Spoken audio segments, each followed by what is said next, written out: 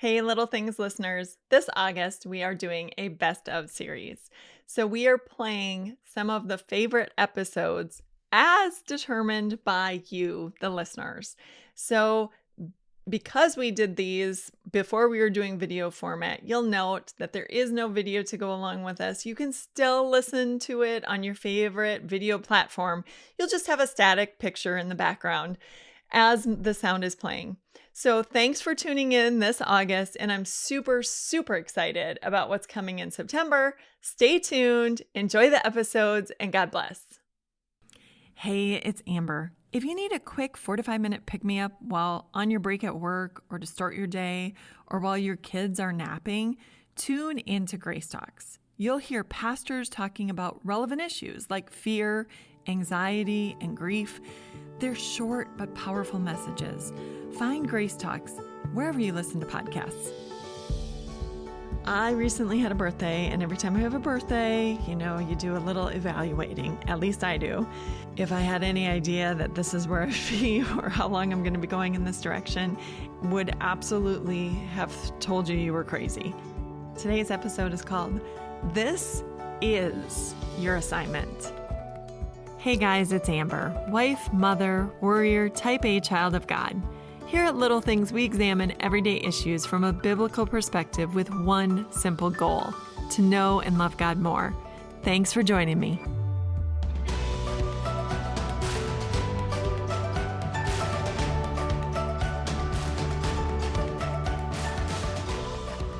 So much changes in even 6 months, and it's so crazy sometimes how the assignments that God gives you, they're just so different than what you expect. I remember when my youngest daughter was just starting kindergarten, and I had been praying a prayer, like we needed a little bit more money. We were sending our kids to a private school, and I wasn't quite sure what to do with my time. And out of the blue, somebody called and said that they were looking for an elderly companion for their father. And I had been a nursing assistant years prior while I worked doing that while my husband was in nursing school. And so, I thought, well, maybe I can, answer her back. I could meet with her and see if it's something I could maybe do. And, a couple weeks later, I started, and I very quickly fell in love with the role. I loved the elderly people. I loved helping them. I loved being around other elderly people.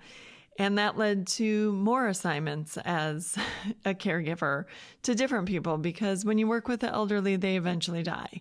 And then in 2020, everything changed. All of a sudden, I went from an assignment where I was working, every day of the week, Monday through Friday, with somebody, and then that was suddenly not an option anymore. And I had a year where I stayed at home. My children were out of school for an entire year in the place where we live, and they were doing distance learning. And so during that time, I just stayed home and I kept everything going, and I cooked a lot of meals and painted my house and downsized a lot of things and just tried to stay busy while I was in this period of time, and I didn't know when it was going to end or what was ever going to happen and if I would start working again. And I started in 2021, I started looking for jobs and wasn't quite sure what to do and, where I should even consider working. And I got an email one day that kind of piqued my interest, and I didn't know for sure if it was something I wanted to do, but there was a crisis website just starting in my state for nursing homes that just needed help short term to get through either a COVID outbreak among staff or because people were leaving for whatever reason. And so I had signed up to be part of the website and to get emails and to find out more. And I sort of sat on it for a while. And one day, out of the blue, for whatever reason, I just jumped and I thought, well, I know how to work with older people, and so maybe I could do this and maybe it will be okay. And I did, and I was given an assignment at a specific nursing home, and it was a wonderful experience. I went the first day, they handed me an assignment, and even though I hadn't worked in that role, I just got busy and I loved the people. I loved the people I was working with. and did it for 2 months. And then I was called into the director of nurses, her office, and I was told the money had run out and I wasn't needed anymore. So I took in another assignment at a different nursing home, and that wasn't as good of a experience. It went fine. It was just hard to see some of the things that I saw. And it certainly was not somewhere that I wanted to work long term. So again, out of the blue, in the end of January, I got a text from the first nursing facility, and they said, they were really in a pinch and would I consider coming back? And what happened over the course of the next 3 months is I went from working just a few shifts a week to working full-time, and even more than full-time, because they really had a turnover of employees and there was a lot of things going on. And so again, if you would have asked me a year prior if I would be doing that, I would have told you were crazy. No way. And yet here I was. And now again, I'm sort of in that state of flux because they're getting back up to fully staffed, and week to week, I don't know if I'm still going to be needed, or if they'll go another 2 or 3 months where they won't need me, and then they might need me to fill in a few shifts here and there. I just don't know. And it really made me start thinking about the assignments that we're given and the roles that we take on as we go through life and what that looks like and how things change. And I think I'm just at one of those, points in my life where a lot of change is happening fairly quickly, and it's more and more evident all the time. So my youngest daughter just is getting confirmed. And in the Lutheran Church, if you don't know what that is, we teach the children in our church. We have a 4-year program where we teach them 2 years of Bible history of the Old Testament and 2 years of Bible history of the New Testament. So we cover a lot of the Bible. Every Wednesday night, we're learning different sections of scripture and really teaching them, the whole vision of the Bible, God's plan, how it was played out, the prophecies, and then Jesus walking the earth, the Apostle Paul's missionary journeys, and where we are today, and helping them to sort of see, where they fit in and what the whole process was and how God was intimately involved with his people from the beginning of time. And at the same time, we also take them through Luther's Catechism, where they learn about the 10 Commandments, they learn about the Lord's Prayer, the creeds, baptism, communion, forgiveness of sins, all those things. And then after 4 years, we give them an examination, which is basically a big test. And then we confirm them, which is a day when they, promise to be followers of God and they become members of our church. And then after that, they are able to partake in Holy Communion. So I know in your church, it might be different. You might have a different concept, and you might also have a different process. But my daughter, my youngest, my fourth, was just confirmed, which means that I was at the end of my teaching gig, basically. So I had been teaching Bible history for the last 6 years. I started when my third daughter was in 6th grade, I think, 5th or 6th grade. And I taught her first, and then I taught all 4 of the years for my fourth. And it's also the end of 19 years of teaching Sunday school. So in our church, our kids sort of graduate the Sunday school program in 8th grade. They go on to the teen Bible study, and, hopefully my children will want to do that. And I may even teach that. I don't know. But the bottom line is it was definitely a transition year where I realized that, I started teaching Sunday school when my oldest was 3 years old. And I just sort of taught all of my children at different phases. And now here I am at the end of that. And I don't know if I'll teach Sunday school. I don't know if I'll teach Bible history anymore. My kids now are young adults, and I don't know what the coming years will bring and what assignment God will give me next. Maybe I'll be teaching, more women's Bible studies. I just don't know. The assignment is changing with my children. It's a very different thing to be the parent of young adults as opposed to being the parent of young children.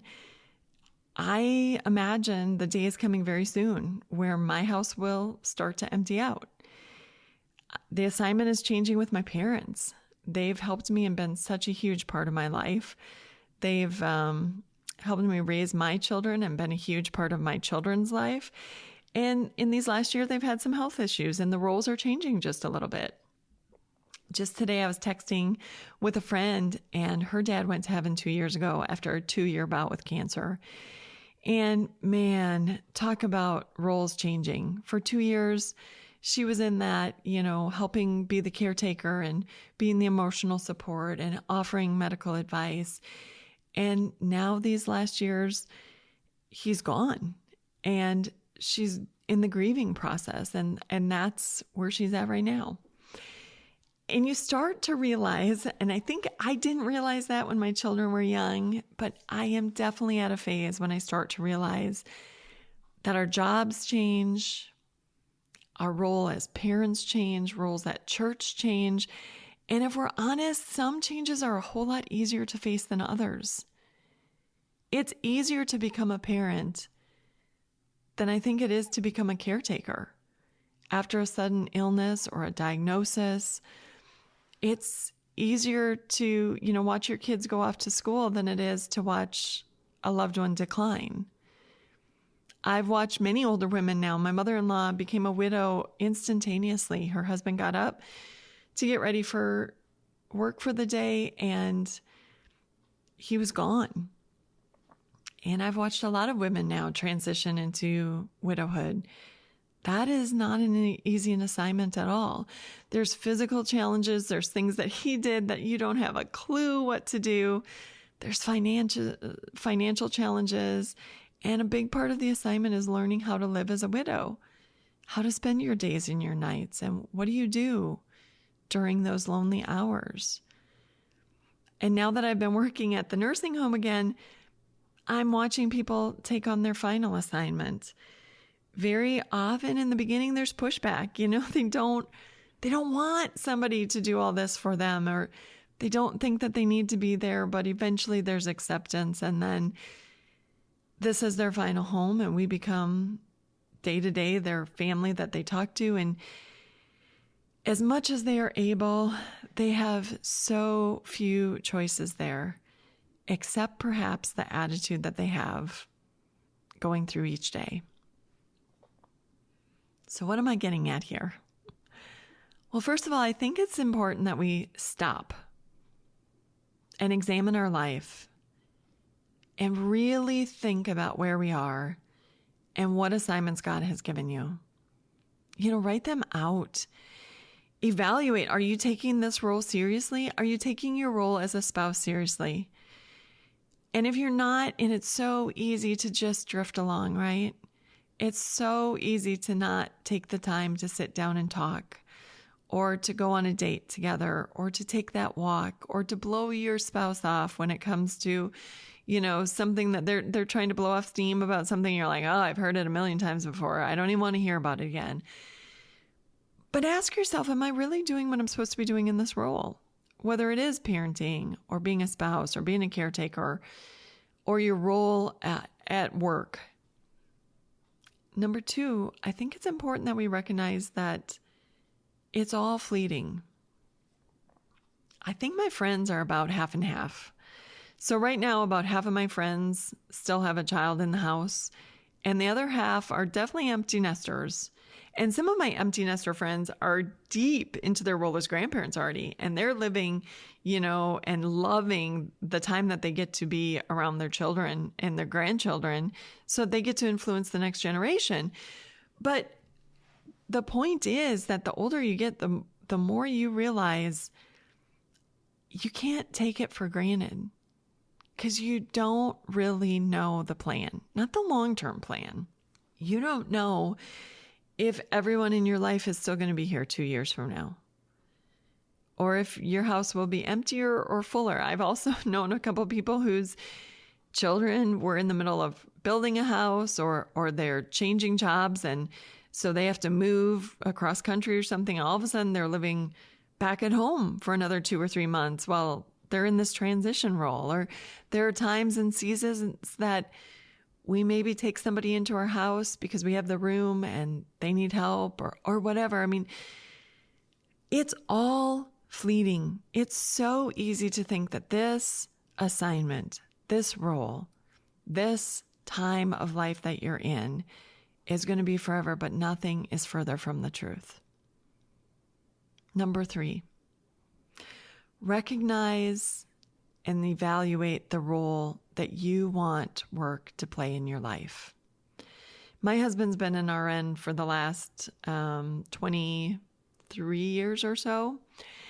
And the entire time that we've been parents, he was deliberate about not working overtime. He worked his 3 12-hour shifts, and the rest of the time was for his family. He was there. He was there for the kids. He was there for vacations. He was there for field trips. He just decided when our kids were little that he was not going to work and be gone the whole time they were growing up. And I am so grateful for the decision he made. Oh, were there impacts? Yeah, it definitely changed the way that we lived. We didn't buy a new house. We didn't get a new car. There were a lot of things that we did differently than other people did because that was a decision he made. But it's always good to take the time and stop and evaluate the role that work is playing in your life right now. And if it's the same as what you're hoping for, or if it's taken a little bit more of your life away than you want to give, and if it's out of balance with where things should be, just think about it. Number 4, you only have so much time on earth. So what are you doing now, and what do you want to do in the kingdom? Can you teach children? Can you encourage your pastor? Who can you pray for? Who can you mentor? Can you start a Bible study or a weekly newsletter or a prayer group? Or is there some way that you can help the least of these? Can you volunteer somewhere in the community? Can you go to the nursing home? Can you sing and start a singing group that goes to the nursing home? Boy, I'll tell you, the hymn sings at the nursing home are fantastic. Nope. A lot of people aren't in tune. And yet they sing with gusto because they love those hymns. And I love to be part of it. Sunday Adelaja said, if God gives you an assignment, he will supply the strength to carry it out. I've told myself that many times in the last couple of months when I've been working quite a bit and trying to juggle, just the teaching Bible study and teaching Sunday school and being there for my daughter and trying to keep things, the shelves stocked and the refrigerator stocked at home and just doing and juggling different things. I thought, okay, this is temporary. And God, give me the strength and show me when I need to back off and show me what's important and help me to keep my focus. Not every assignment is going to be of our choosing, but we can be absolutely certain that every single assignment has been filtered through the fingers of a loving God. So then we can do what the Apostle Paul said in Colossians 3:23. Whatever you do, work at it with all your heart, as working for the Lord, not for human masters. Look, if right now you are knee deep in crisis upon crisis with parenting, put your effort and your strength into doing that. Get through the crisis. If right now work is demanding, put what you need to into work, but then make sure that it's not out of balance with the rest of your life. If right now your parents need you more or your spouse needs you more, work at it with all your heart. Love them the best that you can. Serve them as well as you can. If you're needed more at the church now, if there's another role, if there's a volunteer role that you can fit right now, and you're needed because others aren't able to be there, then pray for the strength to do what you need to do. Just remember it's fleeting. Examine these things, recognize them, evaluate, know that you only have so much time. With prayer and deliberation, make sure that you're doing the assignments God gives you, that you're working with all your heart, and that you're happy and content that you did the best you can with what you had while you performed the assignment. This has been Little Things, because in God's kingdom, the little things are the big things. When I go to a restaurant or our family goes on vacation, I love to leave reviews. I want other people to find the good stuff and/or avoid what might be a waste of time. If you're a faithful listener, would you rate and review Little Things? There's so much vying for time and attention, and reviews and ratings really do make a difference as to what people see. Let me thank you in advance.